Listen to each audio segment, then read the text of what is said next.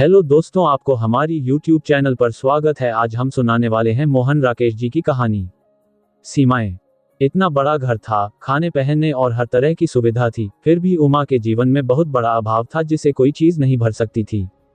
उसे लगता था वह देखने में सुंदर नहीं है। वह जब भी शीशे के सामने खड़ी होती तो उसके मन में झुंझलाहट भर आती। उसका मन होता कि उसकी नाक लंबी हो, गाल जरा हल्के हों, थोड़ी आगे की ओर निकली हो और आंखें थोड़ा और बड़ी हों। परंतु अब ये परिवर्तन कैसे होता? उसे लगता कि उसके प्राण एक गलत शरीर में फंस गए हैं, जिससे निस्तार का कोई चारा नहीं, और वह खींचकर शीशे के सामने से हट जाती। उसकी माँ हर रोज गीता का पाठ करती थी।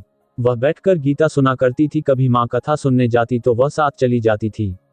रोज रोज पंडित की एक ही तरह की कथा होती थी। नाना प्रकार कर करके नारद जी कहते, भय हे राजन, पंडित जो कुछ सुनाता था उसमें उसकी जरा भी रुचि नहीं रहती थी।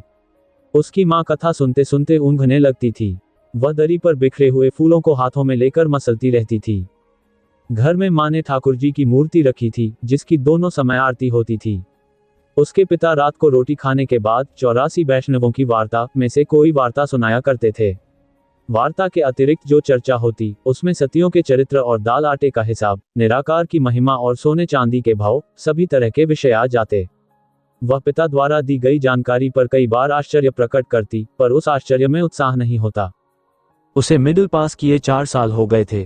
तब से अब तक वो उस संधिकाल में से गुजर रही थी जब सिवा विवाह की प्रतीक्षा करने के जीवन का और कोई ध्येय नहीं होता। माता पिता जिस दिन भी विवाह कर दें, उस दिन उसे पत्नी बनकर दूसरे घर में चली जाना था। यह महीने 2 महीने में भी संभव हो सकता था, और 2-3 साल और भी प्रतीक्षा में निकल जा सकते थे। उमा कुछ कर नहीं रही थी, फिर भी अपने में व्यस्त थी। बैठी थी, लेट गई, फिर उठकर कमरे में टहलने लगी, फिर खिड़की के पास खड़ी होकर गली की ओर देखने लगी और काफी देर तक देखती रही। सवेरे रक्षा उसे सरला के ब्याह का बुलावा दे गई थी। वह कह गई थी कि वह 5:30 बजे तैयार रहे, वो उसे आकर ले जाएगी। पहले रक्षा ने उसे बताया था कि सरला का किसी लड़के से प्रेम चल रहा है, जो उसे चिट्ठियों में कविता लिखकर भेजता है और जलती दोपहर में कॉलेज के गेट के पास उसकी प्रतीक्षा में खड़ा रहता है। आज वह प्रेम फलीभूत होने जा रहा था। प्रेम ये शब्द उसे गुदगुदा देता था। राधा और कृष्ण के प्रेम की चर्चा तो रोज ही घर में हुआ करती थी, परंतु उस दिव्य और अलौकिक प्रेम के बखान से वह विभोर नहीं होती थी। परंतु ये प्रेम उसकी सहेली का किसी लड़के से प्रेम ये और चीज थी। इस प्रेम की चर्चा होने पर मलमल के जामे सा हल्का आवरण स्नायुओं को छू लेता था। उम्मी, माँ खिड़की में उसके पास आकर खड़ी हो गई। उमा ने जरा चौंक कर माँ की ओर देखा। तुझे अभी तैयार नहीं होना? माँ ने पूछा। अभी तैयार हो जाऊंगी, ऐसी क्या जल्दी है? और उमा की आंखें गली की ओर ही लगी रहीं। जाना है तो अब कपड़े अपड़े बदल ले, माँ ने कहा। बता, साड़ी निकाल दूं कि सूट? जो चाहे निकाल दो, उमा अन्यमनस्क भाव से बोली। तेरी अपनी कोई मर्जी नहीं? उसमें मर्जी का क्या है? जो निकाल दोगी पहन लूंगी। उसे अपने शरीर पर साड़ी और सूट दोनों में से कोई चीज अच्छी नहीं लगती थी। कीमती से कीमती कपड़े उसके अंगों को छूकर जैसे मुरझा जाते थे। रक्षा सवेरे साधारण खादी के कपड़े पहनकर आई थी, फिर भी बहुत सुंदर लग रही थी। उमा खिड़की से हटकर शीशे के सामने चली गई। मन में फिर वही झुंझलाहट उठी। आज वह इतने लोगों के बीच जाकर कैसी लगेगी? माँ ने सुबह मना कर दिया होता तो कितना अच्छा था। अब भी यदि वह रक्षा से ज्वर या सिरदर्द का बहाना कर दे। वह अपने मन की दुर्बलता को तरह तरह से सहारा दे रही थी। कभी चाहती कि रक्षा उसे लेने आना ही भूल जाए, कभी सोचती कि शायद ये सपना ही हो और आंख खुलने पर उसे लगे कि वह यूं ही डर रही थी। मगर सपना होता तो कहीं से टूटता या बदलता। सुबह से अब तक इतना एकतार सपना कैसे हो सकता था? माँ ने सफेद साटिन का सूट लाकर उसके हाथ में दे दिया। उमा ने उसे शरीर से लगाकर देखा। उसे अच्छा नहीं लगा, मगर उसका नया सूट वही था। उसने सोचा कि एक बार पहनकर देख ले, पहनने में क्या हर्ज है। सूट की फिटिंग बिल्कुल ठीक थी। उसे लगा कि उससे उसके अंगों का भद्दापन और व्यक्त हो आया है। यदि उसकी कमर कुछ पतली और नीचे का हिस्सा जरा भारी होता तो ठीक था। यदि उसकी होश में ही उसका पुनर्जन्म हो जाए और उसे रक्षा जैसा शरीर मिले तो वह सूट में कितनी अच्छी लगे।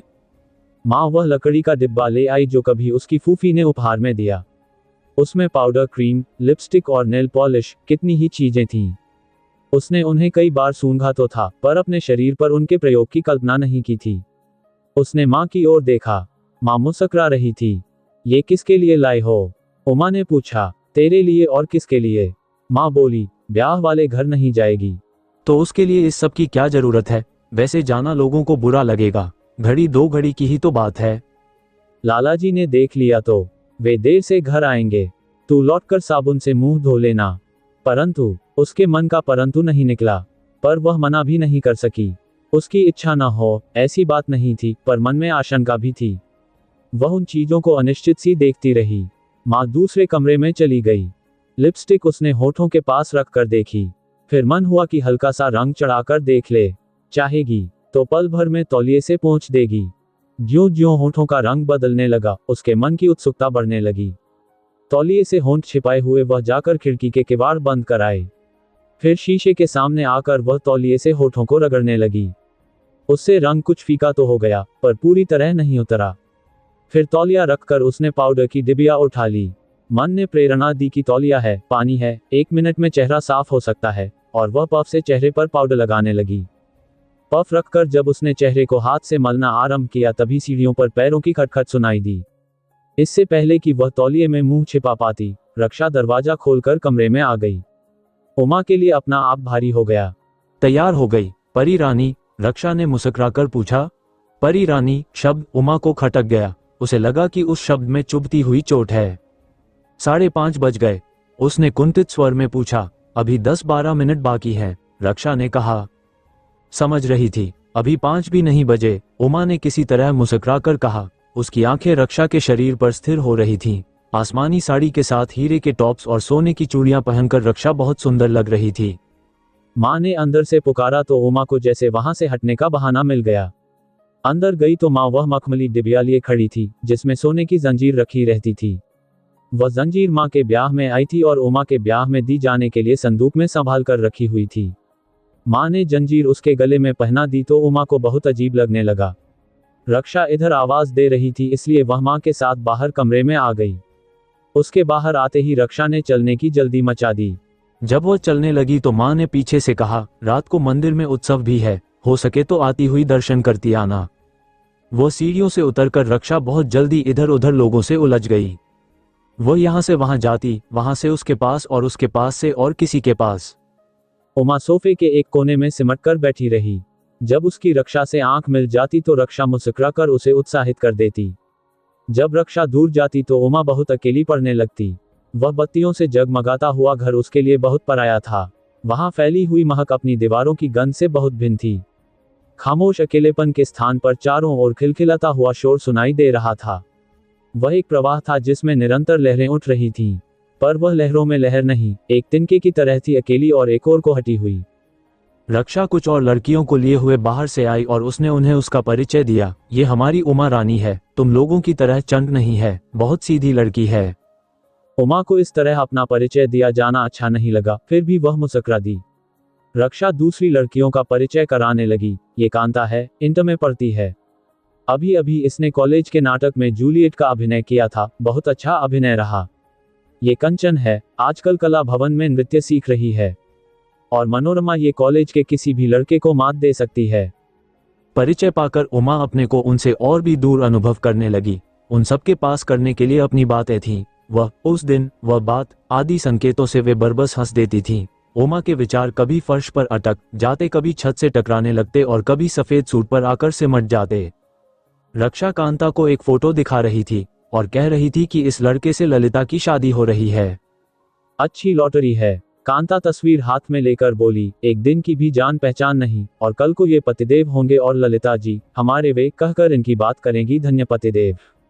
कांता की बात पर और सबके साथ उमा भी हंस दी, पर वह बेमतलब की हंसी थी। उसे हंसने के लिए आंतरिक गुदगुदी का जरा भी अनुभव नहीं हुआ था। उसके स्नायु जैसे जकड़ गए थे, खुलना चाहते थे लेकिन खुल नहीं पा रहे थे।